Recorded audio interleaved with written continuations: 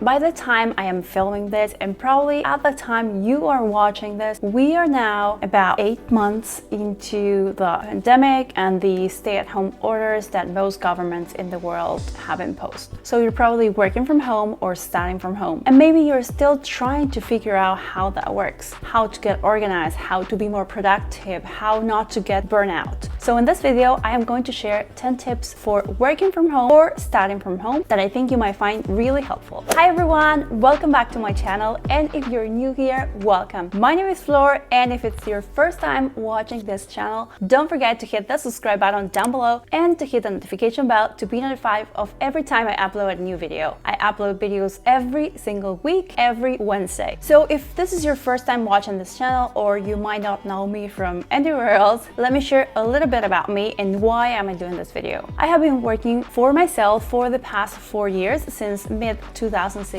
and I've been working from home. So what might have been something new for a lot of people this year, March or maybe April, like starting to work from home, for me, it's been something that's been going on for a really long time. So I've tried, I'm not gonna say everything, but I've tried a lot of things and I failed at a lot of things. But I think with 4 years of experience, I can share 10 tips that will help you streamline your work, that will help you be more focused on your study, on your work, on whatever that needs to be done. So let's get started with that. The first tip is that you should maintain a routine. And what I mean by maintaining a routine is that before all this happened, you probably woke up at a certain time, Monday through Friday, maybe took a shower, got dressed, then maybe walked to work or took the bus or the subway or whatever, and you knew you got to the office at a certain time and you started working at that time. That might be 8 a.m., 9 a.m., 10 a.m. So I know this is different because you're at home and it works at home, so it's everything is in the same place, but still try to stick to a routine. Although waking up at, I don't know, 3 p.m. and then doing the Netflix marathon and then staying in bed in your pajamas might seem like a great idea, it won't work in the long term and you won't be productive. But at the same time, I know that maybe in the past you might have, like, I don't know, 1 hour commute to work or maybe 2 hours, and now it's like literally walking 10 steps from your bed to your desk. So I know it's different, but let me give you an example so you can get an idea of what my day looks like, so that might help you get organized at home. In my case, I usually get up at around 8 or 8:30 in the morning. We're now in winter time, so the sun sets really early, so it's very important to me to be up early so I can have the most hours of sunlight that I can. Depending on the days, then I usually work out and then take a shower, or maybe I just go straight to the shower, or maybe if I got a shower the night before, I just go into my morning skincare routine. Then I get dressed and I go for a walk with Oreo, with my dog. When I come back, I usually make my daily coffee, and then it's time to sit at my desk and start working. This usually takes me around, I'd say, about an hour, depending on whether I shower or do a workout, maybe between an hour, maybe 2 hours top. But the great thing about this is that I do have a routine. I do know the next steps that come after I wake up in the morning, and that really helps me out throughout the whole day. Now, how does this add up to your life? So act with common sense, I'd say, and you'll see that I'll say that a lot of times during this video, but just follow what you used to do in the past without the commute time, of course, and maybe do the typical, just wake up, get out of bed, get dressed, take a shower, make some coffee, and then sit in front of your computer and get to work or start with your online classes.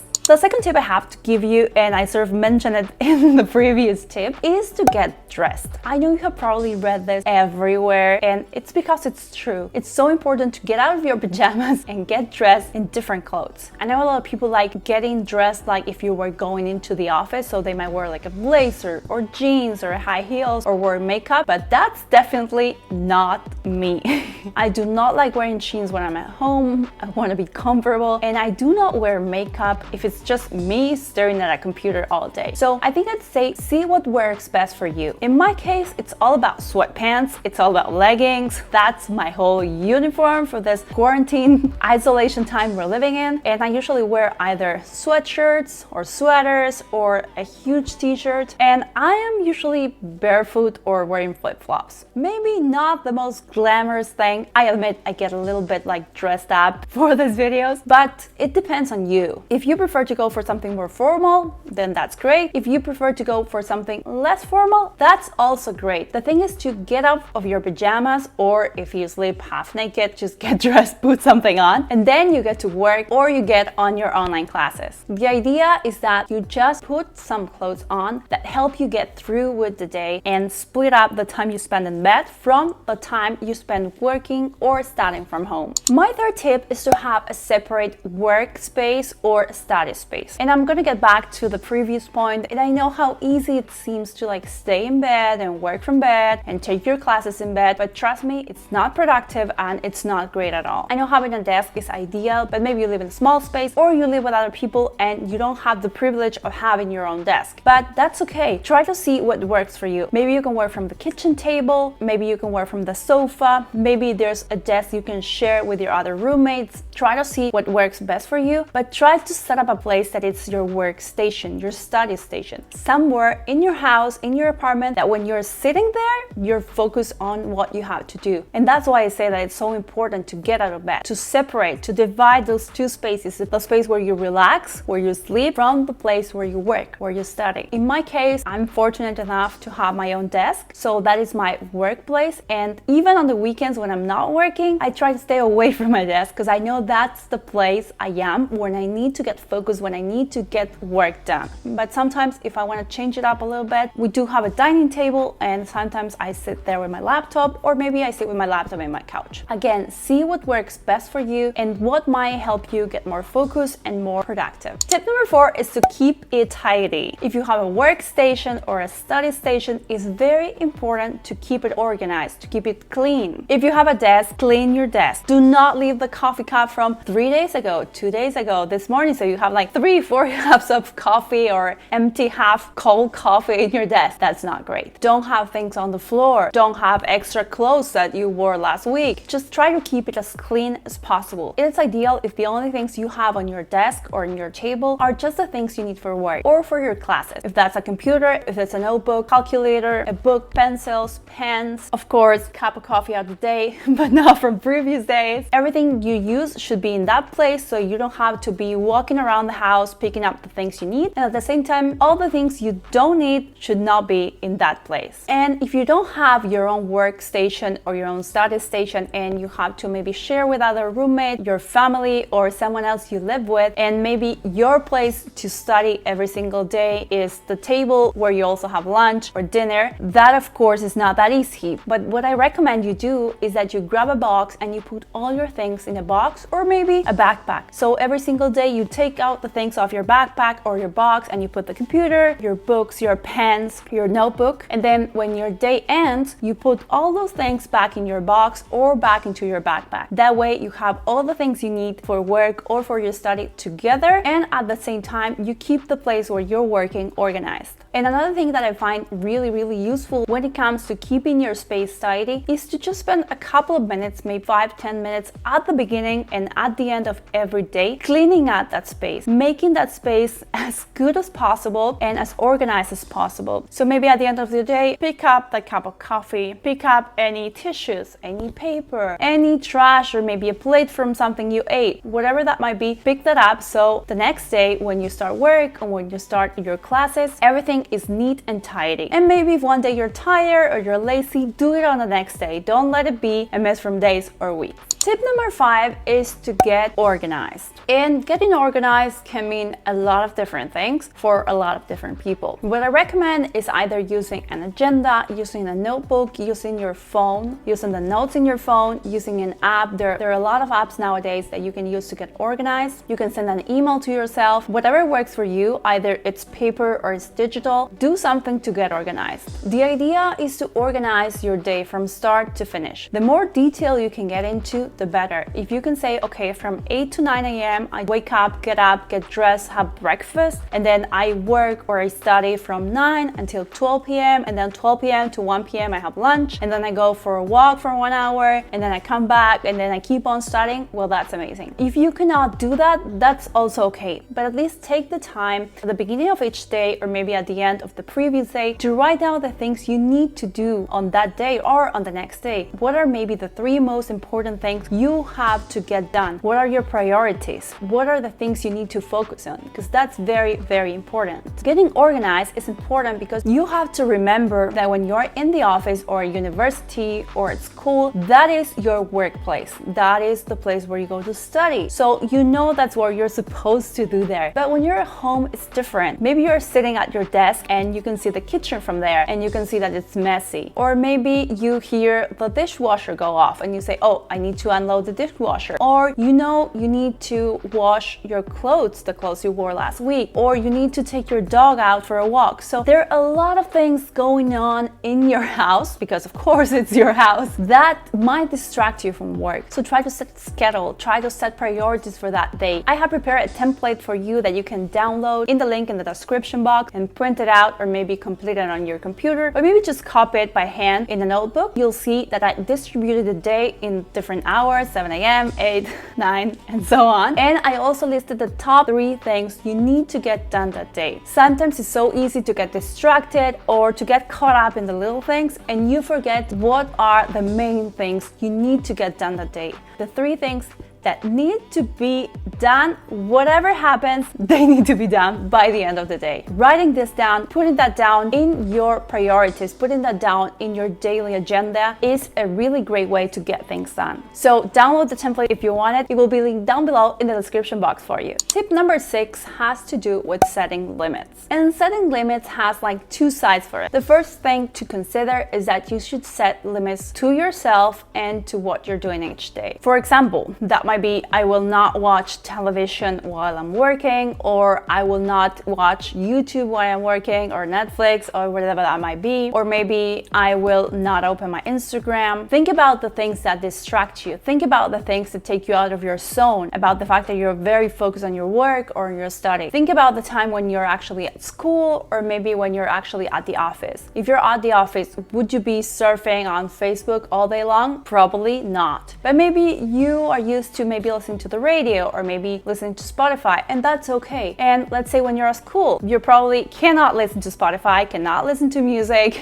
cannot be on your phone. So do that same thing when you are at home, studying from home. In my case, Instagram and social media in general is part of my job. So sometimes there's this like difficult and blurry line between what is work and what is pleasure or distractions. So what I try to do for myself is I try to set up blocks of time, because sometimes I need not to be distracted at all in order to do a good job, in order to get focused, in order to get productive, in order to edit a YouTube video from start to finish. So I've tried a couple of techniques on this, and if you want I can do another video sharing a bit more about this. But what I try to do is maybe set blocks of time, maybe work on something for 25 minutes and then get a break of 5 minutes, then work again on something, maybe the same thing or something else for 25 minutes again, and then you have a 5-minute break. This is called the Pomodoro technique. You probably have heard of this, and it's basically working for 25 minutes, then 5 minutes of a break, then do it all over again. And after 4 periods of working or studying and a break, you take a long break of 20 or 30 minutes. This does work for me on some days, for example, when I'm doing emails or when I'm doing admin work. But then on some other days when I'm editing a YouTube video, it doesn't work for me that well, because I need to be sitting in my computer for maybe an hour or 2 hours and not really stop for any distraction. So see what works for you, see what you need for your work, for studying. Maybe if when you're at school, you have periods of 40 minutes or 50 or an hour, try to study for that period of time and then have a 10 or 15-minute break. Or maybe just work or study for 2 hours straight or 3 hours straight. Again, see what works for you in order to be productive and more focused. And as I mentioned before, setting limits has to do with yourself, with not getting distracted, and also setting time to work and time to take a break. But it also has to do with setting limits with others. If you live with other people, that's probably the situation most of us are in at the moment. You either live with your family, or you live with your significant other, or you live with friends. I know it's hard to find your alone time to work or to study. That might happen because you are studying and the other person is not studying at the moment, or maybe you are working and the other person is not working at the moment. So it can clash. So you can be like really focused on work and the other person's like playing with the PlayStation at like maximum volume. So I know that's difficult. So if you have the privilege of having a room to yourself, maybe that's a great idea. So when you're inside your study or your bedroom or your office, people know that you're actually working or you're actually studying, so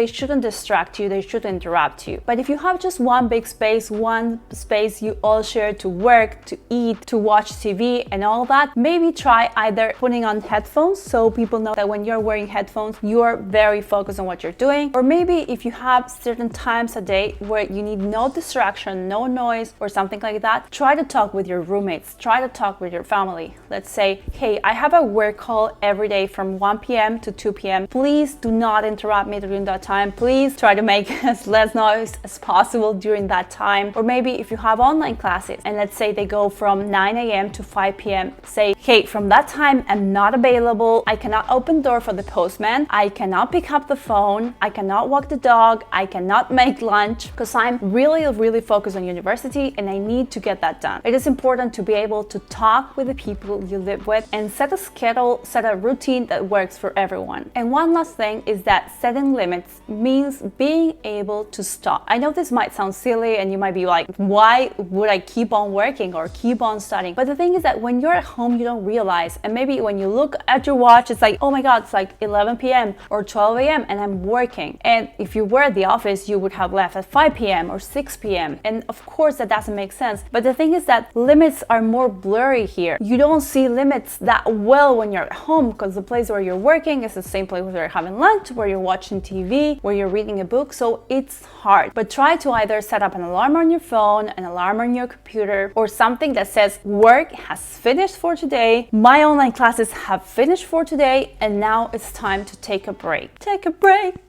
And that takes us to tip number 7, which is to take breaks. Taking breaks is almost as important as being focused, as being productive, as being organized. It's very important that you stop at some point at the end of the day, but that you also stop during the day. I suggest you stop for lunch every single day, to eat something, to maybe watch a YouTube video or read a book or go out for a walk with your dog. Or maybe if you don't have a dog, just go for a walk around the block. If you're working with the Pomodoro technique and you're doing 25 minutes of study or work and then 5 minutes of a break, then take those 5 minutes to either go to the restroom, go get a coffee, maybe just relax, like move around, relax that neck, relax that back, because you're like sitting so straight, so focused, so concentrated. So try to do something that helps you go through the day in a more healthy way. Tip number 8 has to do with communication. And what I mean by communication might be different depending on your work or on what you're studying. If you're working from home, I think it's ideal that you have a daily or weekly call with your colleagues. This can be, as I said, every single day or maybe every 2 days. But I think it's important to be able to talk with the people you used to be so close with, maybe sitting next to each other, talking all the time about work, about the things you were doing. And now that you're really far apart, you should be able to share what you're going through. If you are having any struggles, if you're having any problems, if there's something that the other person is doing or not doing that's either helping you or preventing you to move forward with your work, you should be able to talk in an open way. And at the same time, if you're taking online classes, be sure to communicate with your teacher, with your professor. Share with them if you're having some sort of struggle with either your homework or things you need to get done or the book you're reading or an exam you have to do. Be sure to communicate what you're going through. None of us are having a great time during what's going on, so it's very important to be able to talk to other people. Tip number 9 is to be responsible. And I know this sounds silly or obvious, but I think one thing that's very important when you're working from home or studying from home is that you of course do not have any supervisors, no teachers, no professors. No one's like looking over your shoulder, to see if you're actually doing work or you're reading a book or watching a movie. So I think it's very important to actually be responsible. Be aware of the time you're actually putting into work or putting into university and the time you're actually using to get distracted. Try to work on the previous tips I mentioned in order to be able to split up the time you actually need to be focused and productive and the times you need to take breaks. But in the end, just be responsible. Just be aware of how you're managing your time. And tip number 10, and the last one, is work hard, play hard. And this is a very common quote. I don't know who said it first, but it basically means exactly what it says. Put a lot of your work into your job or into the classes you're taking, and then you'll have time to have fun, maybe not go out to a bar with friends, but maybe drink a beer while FaceTiming, or maybe going out for a walk with your dog or with your family, taking some fresh air, riding your bike, whatever that might be. I know we're living extraordinary times, but you still should be able to put in a lot of hard work into whatever you're doing, to then have times either at the end of the day or during the weekends to have free time for yourself, your personal projects, to have fun, relax, or to just sleep. Contrary to what many people might think, working from home or studying from home can sometimes be even more difficult than actually going into university, into school, or into the office. I really hope all these tips helped if you are struggling with working from home or studying from home. And as I mentioned before, I do have some resources for you that I think you might find helpful. First of all, I do have a spreadsheet where you can organize your day and plan your 3 top priorities. It will be linked down below in the description box for you to download it. And I also made a Spotify playlist that's called Work From Home that will be also linked down below in the description box, and you can play that music while you're working or studying from home. I try to pick good songs, but not distracting songs, not something you actually want to dance to, but something that you can listen in the background and still keep on working. And that's everything for today's video. I really hope you enjoyed this one. I really wanted to make this video for a long time. If you like this video, of course, give it a thumbs up, subscribe to the channel if you're not subscribed already, and hit the notification bell to be notified of every new video every single week. And I'll see you on the next one. Bye!